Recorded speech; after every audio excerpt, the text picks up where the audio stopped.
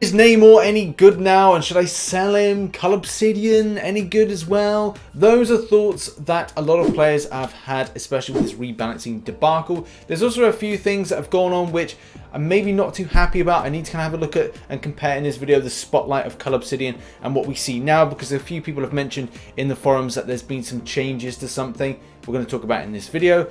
Let's just see, any of these rebalances any good? Something is worth to point out in this video, I'm going to be not focusing on Human Torch and Annihilus because I don't have them a great rarity that I can really kind of showcase any kind of great improvements. I may kind of flash a little bit of a mention or a footage up from time to time, but it does look like there's a good enough change to Human Torch, but it's not significant. I know that Kabam Mike has even said, like, you know, we weren't doing great improvements, even though it may look like on paper that they were. I don't know, I'll leave you on the comment section for thoughts about that, and I'll be putting links to Seaton and Legacy's videos respectively about those two champions. Now, based on the balance changes, I think the main important ones were going to be Namor to talk about, and as well Cull Obsidian. To a degree, Ebony more, but let's face it, and something I will be coming to the conclusion of in a moment, is he's still pretty meh. And kicking things off with a meh. And the fact is, this champion is frustrating. Ramping up the damage is still an issue, and as well the persistent charges aspect to it, which, look, let's face it, is alright. Trying to get into a point where you can get loads of persistent charges based on in one particular fight that you have to do nullify a buff, cause the opponent to lose power, and cause the opponent to falter and miss. Sometimes it's not always achievable, and as well ramping up to kind of go up to 6 fights. Yeah, okay, it's fine, but you want to see some kind of good amounts of damage and big yellow numbers for this to be fun and just kind of like kicking butt. At this point, a lot of people are coming to the forums and obviously having their say. Mainly the word I see to be put around is disappointed, as you can see here, disappointed being the word. Ramping up damage is still an issue, and like you just end up, I mean, for me with an unaway conversion rank 3, I have reached the point where I just go, do you know what, this just isn't worth it. It really isn't. I don't want to undermine the champion based on its use or kind of merit for things like Alliance Wars defense, but the fact is, you know, a lot of the times we're looking for champions that have more utility. If you do have to look at it like, oh yeah, great, I've got a new champion, it's a 5-star, I need to use said 5-star in difficult content, especially like Act 6 and stuff like that. And as well, as you progress through the game, you're going to need champions that are able to fit the bill of many things. So ranking up a champion is very important, rather than waiting again for a champion that is 200 signatures. And you know, a champion in comparison I could really kind of say is Dormammu. Dormammu with a champion that has a signature, if you kind of completely ramp it up and get that high degen damage, it could be quite effective. But obviously Dormammu is completely out of the meta of a current god tier, beyond god tier champion. I personally like it. I like doing soul bomb detonations, but still there'll be more value for me to work on a Dormammu than it would be for me to work on an Ebony Maw in the current scheme of things. And again, just to clarify that point, what I mean by that is I don't have to work quite as hard with Dormammu to get an extensive amount of degen based damage, regardless if he's got persistent charges or not in this type of comparison. But the fact is, yeah, just don't think these changes are good for the offensive side of things to a point you go, yes, I'm going to take this champion, I'm going to use it. It's just still going to be arena fodder and you know, a good champion for Alliance Wars defense. I would talk a little bit about Annihilus, but it's not worth it because it's not really much of an improvement. It just gives you a kind of extended time to 18 seconds for the SP2, which look, is helpful for that extra 6 seconds of kind of applying damage. If you know how to play the champion right, you can really output some good damage. I don't have a significant rarity that I want to cover this in this video, but yeah, I'll put links to other people's in the description, as well as Human Torch related. Again, I don't have that rarity. I would love to, but I just don't. But I will put some footage and a little mention of it in a second. So for the experimentation that I did with Human Torch prior to the buff, and it was the first time I actually kind of picked up the champion and gave him a go. I actually pretty much enjoyed him and kind of would like to play about with it a bit more, but having a 4-star doesn't really mean that I'm going to take him against end game content. I probably wouldn't consider anything like Abyss of Legends for the 4-star version of Human Torch if I wanted to waste my own time, possibly. But yeah, I can take him into Act 6. Maybe the 4-star version would do against an Uncollected or some other kind of difficulty, but I would prefer 5-star before actually considering doing anything of a video in the future.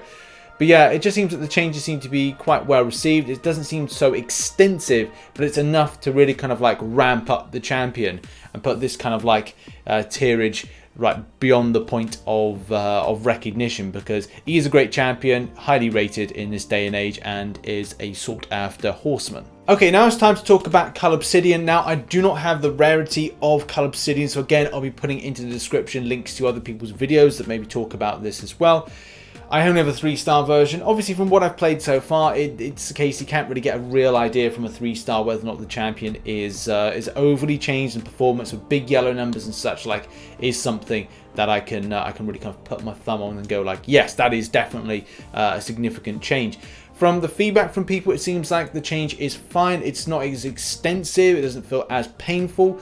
It is a case you have to work harder, obviously, to ramp up, but still the big yellow numbers and the damage output is largely there. But the utility of the champion's usage is not there as well. Obviously, we're not going to be like, yes, this has a kit that we can use in every type of bit of content. That is just not the case. Utility champion he is not. A big damage dealer he still somewhat is. But ladies and gentlemen of the jury, Kabam may have secretly changed something else. Now, I haven't found the information to say that between the point of this champion being put in and future patches that he's been changed, so I apologize if I've got this completely wrong, but this is the spotlight when he was introduced, and as you can see here, it says that there's a burst of energy damage equal to 120% of the damage dealt. Obviously, that's when you dash back and hold block. But as you can see here, the root buff now says 100%, so there's 20% missing. And as you can see, there nothing pinpoints that 120 change to 100%. Now, like, look, as I stipulated, as I said, that back in June 2019, between now and Feb 2020, I don't know if anything has changed. I can't remember any patch notes that say like, okay, Kabam changed that in particular, but a few people are calling that out, so I kind of feel this may be with yesterday's update. Now, for people that have Cull Obsidian and of a higher rarity, 6-star, rank 2s, rank 3s, whatever, well, I can't imagine people of rank 3, especially with what they've seen with this, and as well like people that have got 5 stars at 565, and maybe like 4 stars as well if you've got it at the highest rank possible. The fact is, I don't think people have said they've seen significant changes. It still ramps up damage, it's still somewhat good, and I think some players may actually look to keep Cull Obsidian, but obviously I don't have the rarity to kind of display that in this video, but I will be able to do the final champion to talk about, and that's Namor. This was the champion that was most important to me, and most important based on the fact that it's a prestige builder, but at the same time it's a champion that I like using from time to time. There's a lot of champions now, their focus for me is utility over, you know, raw damage output and things like that. I'm not taking anything away from Namor as being a bad utility champion. I'm just saying that I've got other champions in my roster that I actually like a little bit more for different reasons. Since having Captain Marvel movie put in, and as well having Doctor Doom, they're two champions that I love more than ever to use, and with Beardo as well added into the mix. Like, look, it's difficult to then have this champion in my full team, but I would be sad to see him leave if I had to sell him. And am I going to sell him? Now, from what I've tested so far, and obviously based on this information here, that medium attacks chance to inflict bleed increased by 30 to 60%. Obviously, not landing a bleed effect on the enemy is positive to gaining a charge and getting closer to Imperious Rex. So it's all about the time and build up. Also, like the regeneration, probably the thing that I don't agree with is the regeneration side of things, and the special decrease from 6% to 3% of missing health. I just don't think that the champion, especially when you're doing stuff like Alliance Quest or Alliance Wars, and especially if you've got paths that have like degen on them, like Starburst or anything else, the fact is it can be like, well, are you extensively building up regeneration? No, not particularly. So it is all for me just kind of like based on, I don't agree with the regeneration change side of things, but I do think that the medium attacks is something that isn't going to be, and doesn't feel like an extensive change. It's frustrating. It means you can't get to Imperious Rex quicker, but it's not a killer for the champion. So again, going on to clarify my point, it is that the champion is still usable. It may just take a few more hits than normal in order to see the big yellow numbers that you've seen before. But that's the thing, Kabam aren't taking the big yellow numbers away from you, they're just giving you less of a chance to get your regeneration, and at the same time it takes longer to be able to see and output that big chain of loads of special attacks. Obviously for me, Namor was the more important champion I wanted to focus on from this video, and as well like my current thoughts with the rebalancing, because I have it at such a high rarity and rank, except for obviously I'd love to have a 6-star version. But I will not be selling it. I will not be selling this champion, and it is still worth an awakening. It's still worth a rank up in the current meta of the game, and doesn't dramatically just like hamper it. It does mean that you'll probably have to do a little bit more hit in order to ramp up the damage, similar to how you used to do it, where you spamming in the constant SP3s, and obviously seeing those big yellow numbers. But you're still going to see your big yellow numbers. That's one point. But I am a bit bummed out about the regeneration factor. I don't think that's too much of an issue to kind of have just left the way it is.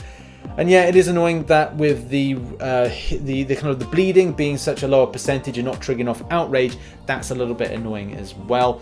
But the fact is, it doesn't kill off the big yellow numbers, which is the most important thing, and completely slaying the enemy.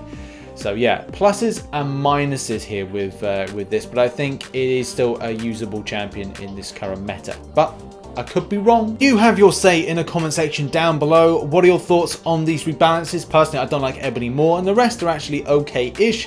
So yeah, thoughts, put in the comment section. Check out some other content that's up here. Support the channel down here, and I'll see you in another video. I've got one more for today. See you later on. Bye-bye.